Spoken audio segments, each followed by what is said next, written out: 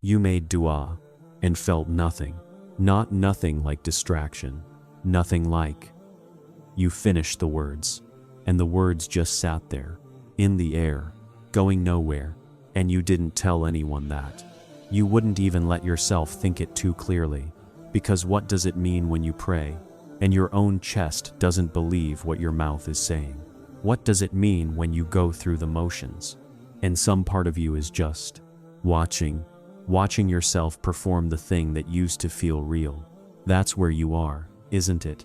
Not in crisis, not in some dramatic falling apart, just quiet in a way that worries you, still doing everything right, still showing up, still saying the words, but something behind the words went somewhere, and you don't know when it left.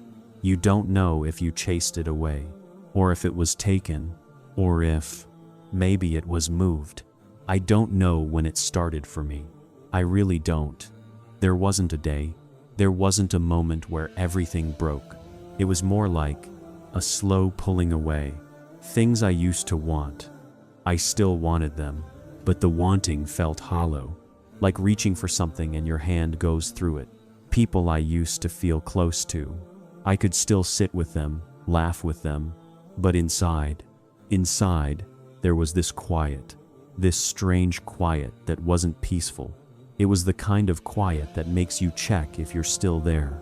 And the hard part isn't even the pain. The hard part is when you stop feeling the pain the same way. When things that used to hurt just don't anymore. Not because you healed, but because something in you went somewhere you can't follow. That scared me more than the pain. Because pain means something in you is still reacting, still alive to the thing. But when the reaction stops, when you look at something that once meant everything, and you feel nothing, not nothing like emptiness, nothing like distance, like watching from behind glass. There was a man who spent his whole life trying to understand the soul, not in the way teachers teach it, not in the way scholars explain it, in the way someone understands rain by standing in it. He talked about how the heart is like a mirror, not a decoration, a mirror, and a mirror has one job only, to reflect. But a mirror that's covered in dust, in rust, in the marks of everything that touched it, doesn't reflect anything. It just absorbs. It holds everything that hits it and gives nothing back. So, what do you do with a mirror like that? You polish it. And polishing isn't gentle. It's not a soft cloth in the morning light. It's friction. It's the removal of something that attached itself to the surface. And the mirror doesn't want to let go of what clung to it. The rust became part of the mirror. The dust became familiar. So when the polishing starts, it hurts. It doesn't feel like cleaning. It feels like damage. I think that's what's happening to some of you right now. In this season of your life that you can't name, you're being polished, and you don't know that, because the one doing the polishing doesn't send a message before it starts. There's no warning. There's no letter that says, hey, things are about to get strange. Things are about to feel less real. The things you relied on, they're going to shift. It just starts. And from the inside, it doesn't feel like preparation. It feels like loss. You lost something recently. Maybe it was a person. Maybe it was a version of yourself you liked. Maybe it was a dream you were still holding on to, even after you knew, even after you kind of knew it was already gone. And when you lost it, you waited for the grief to work like it always did. You waited for the waves, the missing so sharp it takes your breath. And some of it came, some of it. But underneath it, there was something else, almost like relief, and that confused you. You didn't want relief. Relief felt like betrayal. Relief felt like admitting something you weren't ready to admit. That maybe, just maybe, you had already been letting go of it before it left. The soul knows things the mind hasn't caught up to yet. I believe that. I really do. Your soul was already loosening its grip. already beginning to release, already preparing to carry less, and your mind was still holding on, making plans, making excuses, making meaning out of something that was already finished. And when the thing finally left, the soul wasn't surprised. The soul exhaled. There's something that happens. I don't know how to describe it other than this. There's a contraction, like the soul pulls inward, like everything that was reaching outward gets called back. And from the outside it looks like withdrawal. It looks like depression. It looks like a person getting smaller. But from the inside, it's a gathering, like before a breath. You have to pull the air in before you can give it out. Like before a wave, the ocean has to pull back before it surges forward, and you're in the pulling back. You're in the contraction, and nobody told you that this is what preparation looks like. Because preparation is supposed to look like growth, supposed to look like forward motion, supposed to feel like building. But this preparation looks like stillness, looks like confusion, looks like you forgot who you were. You tried to go back, didn't you? You tried to go back to who you were before this started. You went back to the same rooms, the same routines, the same conversations, and you sat in them and waited to feel like yourself again. And it didn't come, not the way you expected. The rooms felt different even though nothing in them moved. The conversations felt surface level even though nothing changed. The routines felt mechanical, like someone else's habits living in your body, and you thought something was wrong with you. Nothing is wrong with you. I want to say that, not to comfort you, not as reassurance, just as the most accurate thing I can say. Nothing is wrong with you. You're not broken. You're not losing it. You're not becoming someone who can't feel. You're becoming someone who can no longer feel the things that used to be enough. And that's different. That's completely different. There's this space, this in-between space, between what you were and what you're becoming. And nobody talks about this space, because it's not dramatic enough for a story. It's not resolved enough for a lesson. It's just space, gray space, where you wake up and you don't know which version of yourself you are today. Where you make small decisions and they feel enormous because you're not sure who's making them anymore. Where you pray, and the words come out right, but something in you is waiting for the words to land somewhere they've landed before, and they land somewhere new, somewhere quieter, somewhere you don't have a name for yet. I used to pray with so much wanting in my chest. Please, please, please. Every word was reaching, grasping, asking from a place of desperation. And then something changed.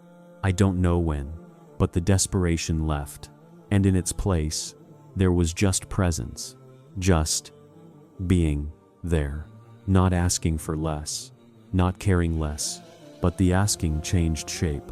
It became less like begging, and more like trusting something you can't see. Not trust the way people say it, not the phrase, the actual thing, the actual sitting with not knowing, and not panicking about not knowing. You know what Ibn Arabi understood, that most people never get to. He understood that the divine doesn't want your performance, doesn't want your best face, your put-together self, your strong days. What reaches is the cracked version, the one that's not sure, the one that's confused, the one that got to the edge of something and couldn't explain it. Because a full cup can't receive anything, only an empty one can. And being emptied, you thought you were losing yourself. Maybe you were, but not the way you feared. Not losing like gone, forever. Losing like the way a river loses its edges when it becomes the sea. You lose the shape you had. You lose the outline, but you don't disappear. You expand. You become something that can't be contained by the same banks anymore.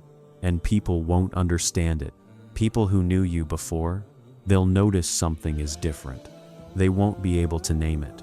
Some of them will be uncomfortable, because when someone around you starts to grow quiet in a way that isn't emptiness, when someone starts to need less of what everyone else is fighting for, When someone starts to look through things instead of at them, it unsettles people. It reminds them of something they've been avoiding in themselves. So they'll say you've changed, like it's an accusation, and maybe you'll want to apologize, want to shrink back into the version they recognized. Don't, because there are versions of you that were built for other people, built to fit, built to belong somewhere, built to be understood quickly, and those versions serve their purpose. They got you here, but you've outgrown them, and outgrowing isn't abandonment. It's not ingratitude. It's not disloyalty. It's just honest. The skin sheds because the body grew, not because the skin was bad. What I want you to understand, and I'm not trying to teach you this, I'm just saying what I've seen happen, what I've felt happen.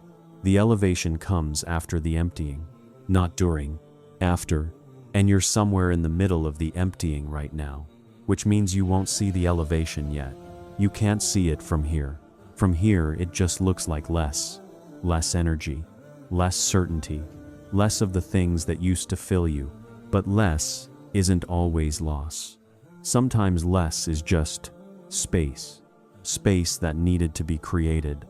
And the strange thing, the thing that keeps coming back to me, is that the soul doesn't resist this. Not really. The mind resists. The ego resists. The version of you that needs things to make sense resists. But the soul has been waiting for this. Like it knew this moment was coming. Like it's been clearing out, slowly, over months, maybe years. Like it's been releasing grip on things you didn't even realize you were gripping. And now, you're in the middle of that release. And it feels like free fall. But it's not free fall. It's just that the ground you always stood on is being replaced by something that can't be stood on the same way. Something that asks you to move differently, float differently, trust differently. I don't have a conclusion for this. I really don't. I don't know where you come out on the other side. I don't know what the elevated version of you looks like. I'm not sure I'm supposed to know. Maybe that's the point. Maybe the whole thing only works because you can't see the destination. Because, if you could see it, you'd try to get there your way, by your timeline, with your plans, and your plans would make it smaller. Because you can only plan for what you've already imagined. And what's waiting for you is something you haven't been able to imagine yet. So you're here, in this strange middle place, not who you were, not yet who you're becoming. And some days that's okay, and some days it really isn't. And that's okay too. Maybe this isn't the end of what you were. Maybe it's just the part where you stop recognizing yourself. And maybe the not recognizing is the first honest look you've taken in a long time.